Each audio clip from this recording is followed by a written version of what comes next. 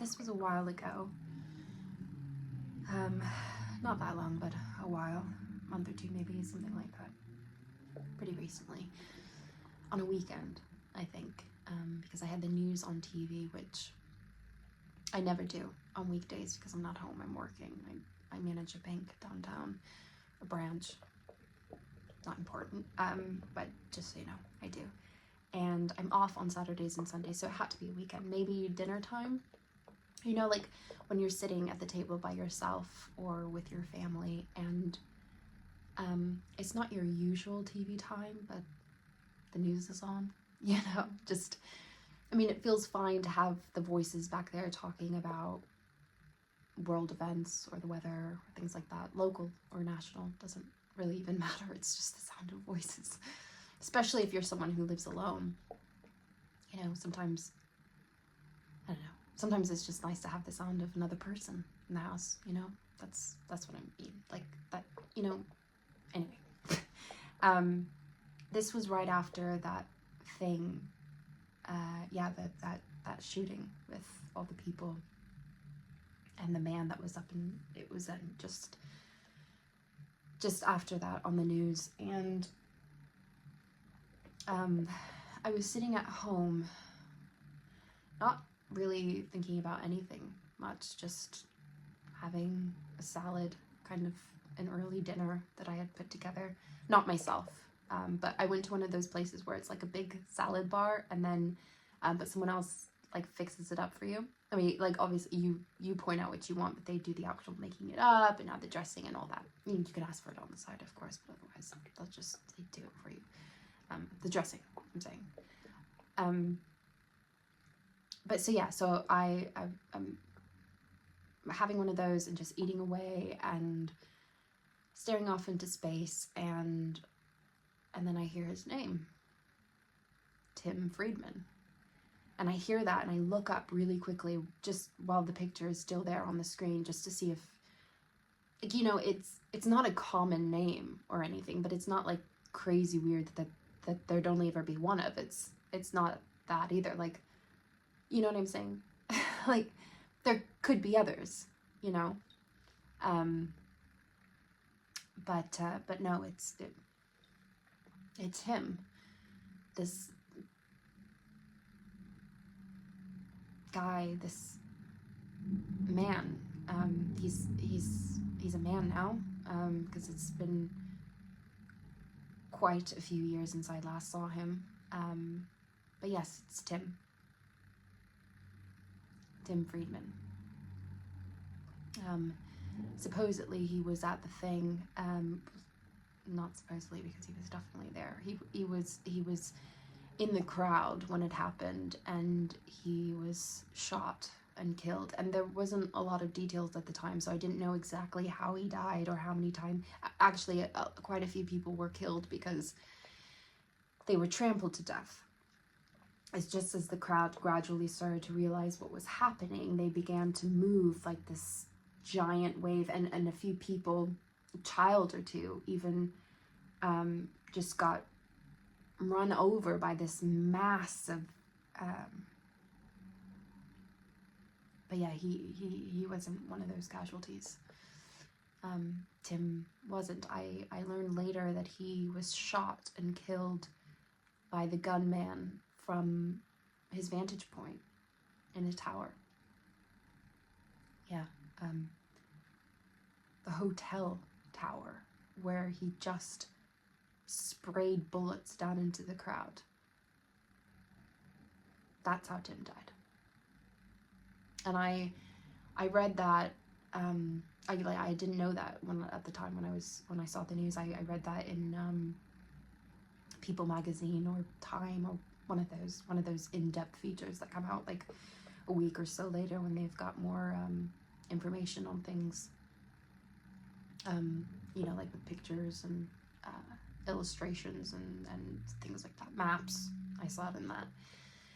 And the fact that Tim is like one of 40 or 50 people that this guy killed with gunfire, and I'm not even sure, I might even be wrong about that, but a lot of people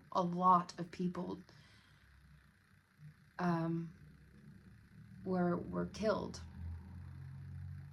And yeah, and Tim was there, like, not supposedly, but he was there. He was there, and he was, and he died. And so I'm sitting there watching this on the news, and I'm not sad, really. I don't think that that's what I feel, because it's been so long, and we both have done so many things and gone so many places since then, like work and, I don't know, school, and just, you know, the people that we've both been with by this time. And I don't know his story at all. We you know, we didn't stay in touch, so I don't know. I'm just guessing that he's been with, like, a normal amount of, you know, people. Like, I mean, I've been with a few other guys since then, I'm saying, you know, like, but I do feel bad, obviously. I don't, you know, like, I feel bad because this person has died. Someone I know, you know, or have known. I've known him in the past, and now he's dead. Just shot dead. So yeah, I don't feel good. I'm not happy about it. But I feel bad, and it's a different emotion, I think. Do you see what I mean? Like, it's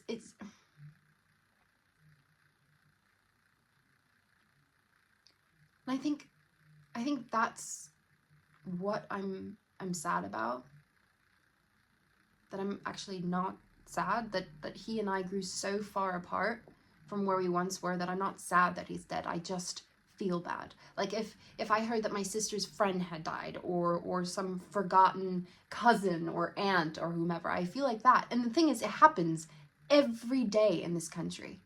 Someone is shot and killed every single day, and I don't even notice anymore. And I certainly don't feel bad until it's somebody I know. Like, that's how shitty things have gotten. And when that hits me, that's when the tears come.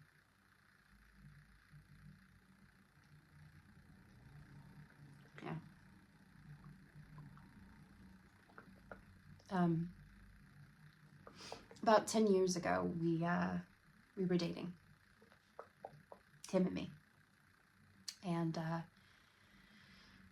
it got heavy for a while. And I know the second that I say that, you immediately assume that he was my first, the guy that took my virginity or whatever, but that isn't true. It wasn't him. Tim thought he did. In fact, I let him think that he did for a while, that was the story between us, but it wasn't true. Someone else did that. But we were still very, very close, the two of us. Tim and me. Super close. And he was just a very lovely, sort of sweet person, gentle. And I mean, not very experienced, but we were both young, and you don't care so much at that age. You just want to be doing it with someone you like and who likes you. And hell, I mean, you'll settle for less sometimes, like lots less. Like, if you're drunk or just, I don't know, horny, you know what I'm saying? You know what I mean. But so yeah, so we were doing that and being a couple together at school and having sex and all that stuff you do at that age. It was like dozens and dozens of other couples, you know. It wasn't that special. And God, I don't that sounds really bad. I don't mean it like that. I'm not being shitty about it. Just honest. Like, it was a regular relationship for two people our age. Just average. Fine. It was good times a lot of the times. A few fights. But I mean, generally we got along and we fit in with our peer group, and we were accepted by the others. And that's big at that point. Like, that the person you like is, you know, is liked by your friends. Yeah. I think it still is. Yeah, I mean, maybe. Why not, you know? And Tim, he ticked a bunch of boxes in my life at that point. He was cute, nice enough body, funny, yeah, really good sense of humor, and we shared this art class together, and he was easily the top artist in that, which I loved. So yeah, he was good. He was, yeah, really good. I mean, not quarterback or, you know, prom king or student body president or anything, but just like, he was a really solid boyfriend, and I liked him very much. Just in case that was ever in question, or, you know, you're judging me now what I say or how I say it. I loved him in a certain way, and he loved me too, and that's absolutely 100% true.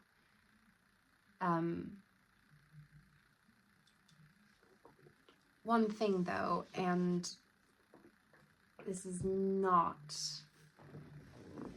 the best segue, I grant you that, just after saying how much I liked Tim, but at the same time I was seeing him, there was someone else in my life as well, and Tim didn't know that. And I mean, like, for a while he didn't, like a year or so, he had no idea about this other boy, or man, or whatever you'd call him, Doug. He was a year or two ahead of us and graduated already, and was at a community college nearby. So he was in college. He was living at home but in college kind of thing. And he just had this whole different vibe about him. And I can't really get into it. Like, it just doesn't feel really good to do that at this time, talking mostly about Tim and me and I shouldn't get into the Doug part very much. I just wanted to be completely open about my past, so that you can start to understand, like, the sad versus bad, you know. I don't know, the truth will set you free, right? That's what they say. But yeah, so Doug, he was older, and he had this he had a beautiful car. Shocker, I'm sure, I know. But and a job, and he was studying for his associates in criminal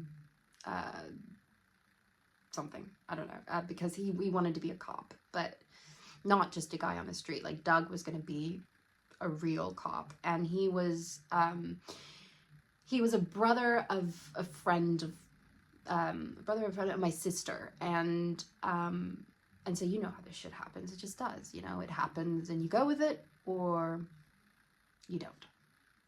I did. Anyway, back to Tim. This is about Tim and me and what happened. So, back to Tim. Anyway, in our senior year, Tim won this magazine contest, a photography contest that was in a magazine, this like big art, glossy, an important art magazine, and he won it, first prize, with a picture he took of me. This, like, well,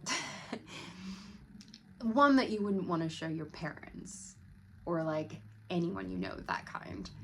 And I let him take it.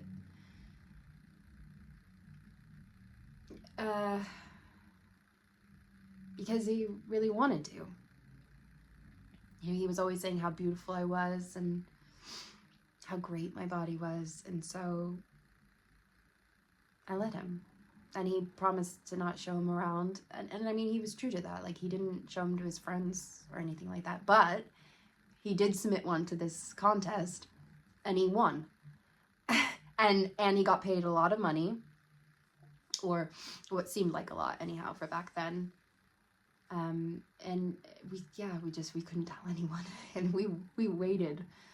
We sat through a whole month just hoping No one we it was the March issue. I can still remember that when it was published. Just waiting, you know, just hoping no one would see it or buy it, or like 30 days. 30 days we waited, just so shit scared. We bought out the 2 copies that they had at the Barnes & Noble, and that wasn't even in town. It was at a mall like 20 minutes away, and we bought both of them just in case. And yeah, and March came and went, nobody ever had a clue, and it was just, yeah, our secret, Tim and me. And not that anyone could tell it was me from the way that I was laying on the bed, but just, yeah, but yeah, we kept that secret to this day. And so with his earnings, the check that he got from this magazine contest, he made plans for us to go away on a trip. And that's how far along this thing had gotten, our relationship. And I liked him. I totally did. And I've said that already. But I was also seeing this Doug guy as well. And so, like, we're not in public or anything. We were not dating, is what I'm saying. Right? You know? Yeah, obviously. Yeah, okay, you know, right. So you understand the delicacy of the situation I was in, or the spot I was in. That's what my grandma would say. She would say to me, "Oh, sweetie, you've got yourself in a real spot, in a real terrible, bad spot." And, you know, she would say that if she was still alive. She would, or had she known about it at the time, and she would be right. I was in a terrible spot. Tim had taken his earnings and bought tickets overseas for this trip that I mentioned. He just went ahead and got 2 seats going to Japan, which, to be fair, he never asked me if that was okay. Like, beyond the general plan of us going away on some sort of trip together, Tim had not checked with me about the specifics of it. Like, Japan is far. It's a long ways away. And it's like we were, I don't know, it was for this week that I'm not making excuses. I'm not, like, but he really should have checked with me first, right? But he didn't.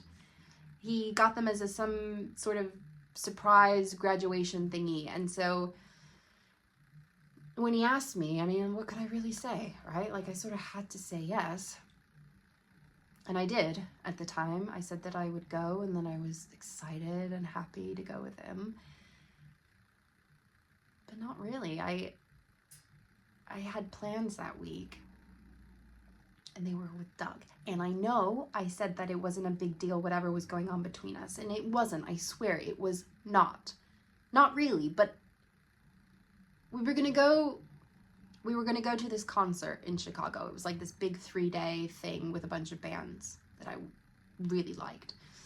And so, you know, at that age, I wanted to do that more than I wanted to see Japan. Like, sorry. It was just kind of unlikely, the idea of me in Japan. And Tim was the one who was fascinated by that place. It, you know, not me. And he wanted me to be. But it was just him, really. And I don't know. And yeah, Japan's cool, you know? It is. The culture, the people, and all that, but I don't know. To be fair,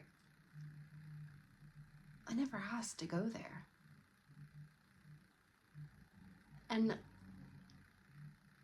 I was also, whatever, I was worried that Tim was getting really serious about us, and he would bring a ring or whatever and turn to me as we're standing by some fish pond, or what is it called?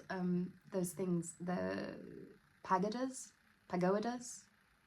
I think, one of those, and get down on his knee and do that, just some shit that I wouldn't be ready for, and then that would ruin the whole trip if I said no. So I didn't say anything at all. I smiled and I nodded and I listened to Tim as he made plans for us. And so he bought one of those guidebooks and he would read things aloud while we're at dinner together or over one of our places. I still lived with my parents at this point, but he had his own place with a few other people, an apartment. Both of his parents passed away in a car accident, so he lived with his grandmother when he was younger, but he got some money from insurance and he moved out in high school. So yeah, so when we were in his room, he would be making these lists of things for us to do and see and places to eat, just like 7 days all lined up with very little input from me. And he wasn't mean about it. He was just bossy. Like, he knew what we should do or what I would like, you know, just acting that way that guys do. But the morning of, when we were supposed to be leaving, I knew I wasn't going. And I knew what that meant for us, our relationship. I knew that. But I guess I sort of wanted it to end.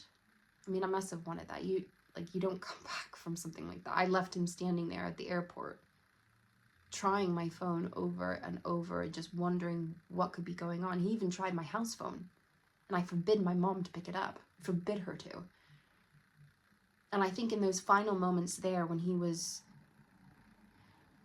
you know, when they're calling for the last people to get on board, he knew that I wasn't hurt or injured or that something bad had happened. No, he got it right there at the gate, that I was standing him up, that I was fine, and I had made a choice and not even bothered to tell him. I just left him there looking stupid and went on with my life. And it's a shitty thing to do, there's no question about it, but it's the kind of thing you do at an age like that. Like, that's how you handle things badly. Stupidly. You fuck it up and walk away like it never happened. Step up and over the pile of shit you made, and that's what I did. Which is also how Tim played it when he got back. He never said a word about it to me, never called me again. And we were both graduated at this point, so he didn't really have to see me again if he didn't want to, and Tim did not want to. And he never said a word about the trip, like, you know, not just to me, to anyone, or not that I heard anyway. He just acted like it never happened. The trip, us, none of it. And yeah, a few months later, I went off to college and we lost touch. You know, like people can do, even people who don't want to or swear they won't do. So yeah, imagine how easy it was for us to do that. And Doug and I fizzled out as well. I mean, I even before it started, I knew that would happen, but it was fun for a while. And the concert was great, so I mean, I can't complain much.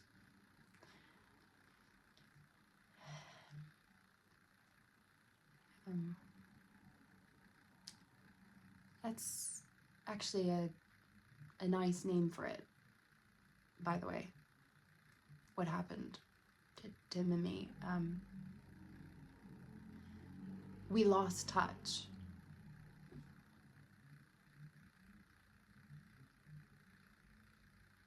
And you know what that means. Tim never spoke to me again. And I didn't have the guts to reach out or look him in the eye or tell him that I was very, very sorry for what I had done.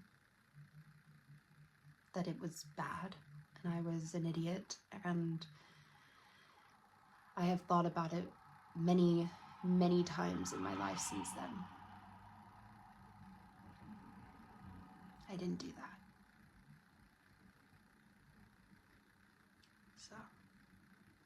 So there I am.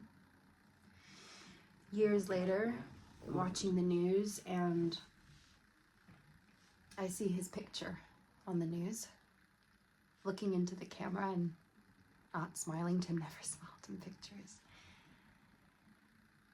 And I see that he died at some sort of concert, listening to a kind of music I had no idea that he even liked. And maybe he didn't when I knew him, I don't know. But he was dead, and it made me feel bad about it. And even worse when I found out later that he was an artist, a painter who was pretty successful, known for his nudes, actually, these these photorealistic nudes that he did that looked very much like a girl that he took a picture of in high school that never loved him enough.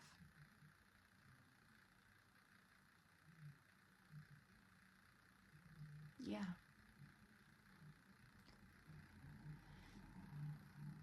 And all during that meal, when I first found out, and through most of whenever, I keep wondering if what I did, any of it, put Tim on a path that finally led him to that place, to that show, to that evening. I mean, after all, he was there in town selling his work at an art show, so, you know, who knows, maybe, I don't know, I suppose, probably. Also, probably not. But there's still that possibility that if I had not done what I did, if we had gone to Japan and he knelt down under a cherry tree and given me a ring, or even if that part hadn't happened, the ring part, if we had just gone on that trip together, however unlikely that scenario was at that point in my life, then maybe he would be sitting across from me that night while we watched the news and heard about those horrible events on that just awful, terrible day. Or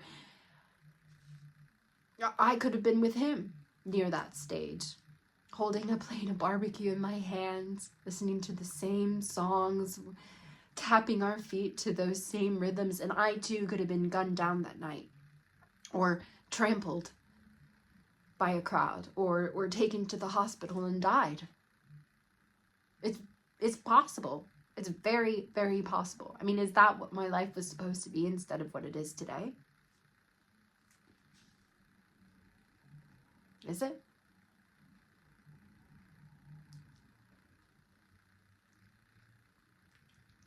You know, I just needed to get it out and say it, and I'm not asking for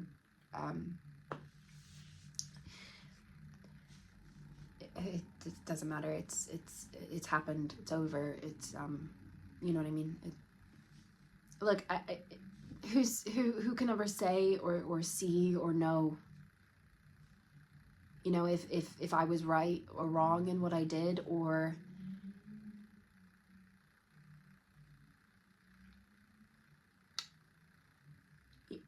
am I just a person, you know, doing